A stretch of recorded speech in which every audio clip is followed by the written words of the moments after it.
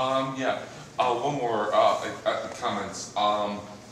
One is we will never know about the true thing about the Gnostics. I mean, somewhere deep in the cave, somewhere far away, is like lost books, like the lost books of Alexandria, the remainder ones, or the Dead Sea Scrolls, or any lost books. Somewhere in that cave is a bunch of books that were there, and we don't know when that time will ever come when any of those type of books will ever be found like that. And one more statement is pertaining to paganism and other groups. You have to understanding when they came towards European times, like the Salem witch trials in certain time, they are the ones that describe paganism, Wiccas, and other things. They turn Wiccas into witches. They turn the paganism from naturists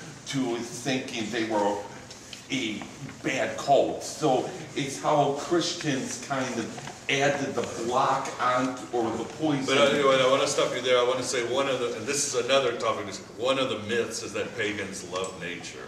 I mean, when you start reading history and religion, pagans hated nature as much as Christians and Jews because of we have our own archons. We love nature when we can enslave, control, and bring her down to where we're at parks and all that. But back then, with child mortality, lions on the road. I mean, if there was a tornado like in Chicago or the weather here, it would death. So no, pagans were never nature loving. They hated. They were afraid of nature as much as anything because they had. I mean, the science, the technology hadn't reached it. It was just. I mean, they worship nature as kind of like you putting a bone to a dog and hoping that dog. That's with a little bit of research you'll see, and it's understandable. If I lived 2,000 years ago and one of my 4 children died by the age of 1 and I had to work, I'd hate nature too. Right now, because as humans, we have control nature, we make her our biatch, as you would. Then we like nature right now, but wait till the next super virus comes up. I just have a quick comment. When you talk about the argons and the things that are trying to control us, I think everyone here can identify, like in our society, my personal opinion is that families, your work, different organizations like that, if you don't believe what they believe, then you're kind of weird or something's wrong with you. Yeah. Just coming here and being a part of this, it's, you would see kind of the majority in our society looking down on that or shunning that or something's wrong with that.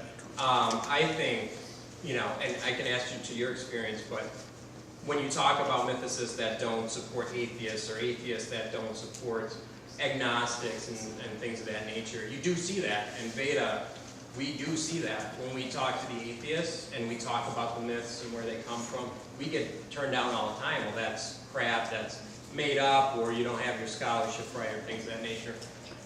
Then they start personally attacking you and your scholarship and your knowledge, and we see it. So when Fritz and I well, the scholarship is a valid thing. Well, anybody that says you need to show your facts, you need to show where you got that from, that is a person who's right on, and they shouldn't be demonized for that. But when you see Fritz and I, or even Kurt with SWiFT, when you take a chance and you create something like this, we really are putting ourselves out there to try and promote change. So the free thinkers, in my opinion, need to kind of support one another and stop getting into the civil war of, well, that's not 100% correct, that's not 100% correct, kind of just help each other with the message. And Miguel, I don't know if you can speak to your experience, where the trending is going as far as free thinkers, with the scholars. Like, what is one of the biggest, one of the biggest things that right now are helping us move this message forward? Well, this is what you call, again, mentioning Frank Zindler, the editor of the American Atheist Press. He said, there is a paradigm change. No longer do you need to have a doctorate or a master's to make an impact. What you need is the facts, a good argument, and then you will be valid. There's people still sneering, like Acharya has a master's, Earl Doherty, others don't have, they're not part of the academic world, but they come with some good arguments, and that's becoming more and more accepted. That's one way the mythicists have sort of made inroads. And mythicism is nothing new. I mean, so some famous, Napoleon was a mythicist. probably some of the other Enlightenment philosophers were but they never actually committed, because even then, in a more secular world, it was still controversial. So I think that's what's changing things. It's no longer, I love scholars, I love people, I admire people who get their doctorates, and I know the hell they've gone through. But again, somebody with a good argument who's done years of research should be as valid. So our work, so that is changing things, I think. Okay, so just wanted to say one more thing about atheists and mythicists and how we kind of relate with each other. I can't speak for all atheists and how atheists have treated mythicist groups and people who push the mythicist ideas. But I think that the mythicist ideas are really great, and I'll tell you why. Because they are a tool in our toolkit. They bring a body of knowledge about myths and their origins and all the different ones and how they're related and how they're similar, how they plagiarized off of each other. And that gives extra validity to the fact that they're not true. And that is what atheism is always trying to assert, that it's not true. There is no God, that is not true. Your anecdotal evidence, your myths, your warm and fuzzy feelings are not evidence. And I think in that instance, mythicism and atheism are tremendous allies. And I stand up for these two all the time. And I think they're fantastic, and I absolutely love what they're doing. And SWiFT is a part of a movement. And I think, and I don't want to call you guys tools, but I think it's a tool in our toolkit. And I think that you, Miguel, and what you're trying to put out there, minus the preamble, is great also. So there you go. Yeah, I mean, it's, let me read something, and this is what I always tell people. This is from Alan Watts, who I think is, if you want to learn about Zen Buddhism, he's a genius. But he writes, "I'm not trying to convert anyone to it. I have nothing to sell. I'm an entertainer. That is to say, in the same sense that when you go to a concert and you listen to someone play Mozart, he has nothing to sell except the sound of music. He doesn't want to convert you to anything. He doesn't want you to join an organization in favor of Mozart's music as opposed to, say, Beethoven's. And I approach you in the same spirit, as a musician with his piano or violinist with his violin. I just want you to enjoy a point of view which I enjoy." And that's what my show, I want people to enjoy the Gnostic point of view, but as long as you're happy and you're not, infringing on other people's human rights, I don't care what you believe or what you do. So that's where I come from, and I think that's what the Gnostics just wanted to be left alone and do their thing and sort of, be their little activists. Thanks for coming.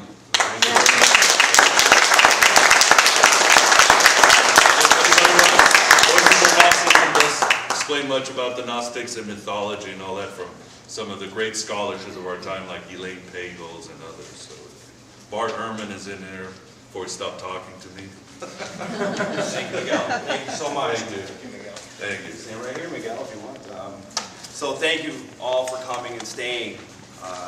We had to endure a possible tornado warning. The Bears game got canceled. Oh, yeah. Did it really? Suspended. Wow. First the myth of them winning the Super Bowl. Yeah. So we hope that you will leave with something new and worth sharing with others. Just some information on upcoming events. We hold meetups every second Sunday of the month. Our next event is December 10th. Additionally, look for our documentary to be released next month before the end of the year, and details on the theater showing at a local movie theater. Find our events on Meetup, Facebook, Twitter, and our website, MythicistMilwaukee.com. And just don't forget, if you haven't done so, we have the email sign-in sheet and the feedback and comment sheet. So also, Miguel's going to be selling his book over there, and I know we had a lot of discussion about mythicism and atheism, and this is a perfect example of how the two can come together and create something. We want to do more of this. We want to start showing the community that we're coming together and we're supporting one another as free thinkers. So again, thank you everyone for coming. I hope to see you guys again. Hey Fritz, you said your next meeting is December 10th? I'll be right back. That's a Tuesday. Did I say December 10th? That's a Tuesday? It's the 14th? It's the second Sunday. Second Sunday. 14th. The 14th. Okay, the 14th. I got your back. Where's the 14th? Yeah, it would be the 8th. Oh, the 15th then. What about the 8th? Because the first is a Sunday. No, look.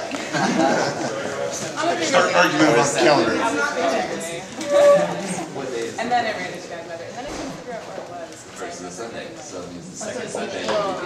Okay, so little page. Oh, the 8th, okay. We had the wrong one. You probably made, We were using the Julian calendar. Yeah, It's one of the early versions of the original, the Gnostic. It's the best version that talks about all this nonsense. So, sort of, so I just wanted information, you guys ignored some, drove around a lot. Like mini version, yeah, sister versions, like this, like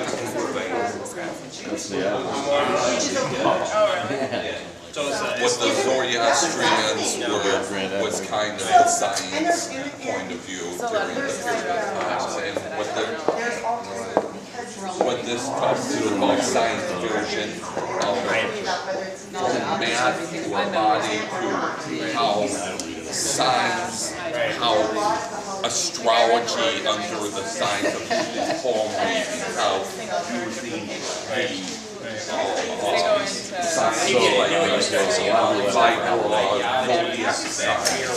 this tells about, I wouldn't call it the early beginning, but their beginning, how they formed it as. Yeah.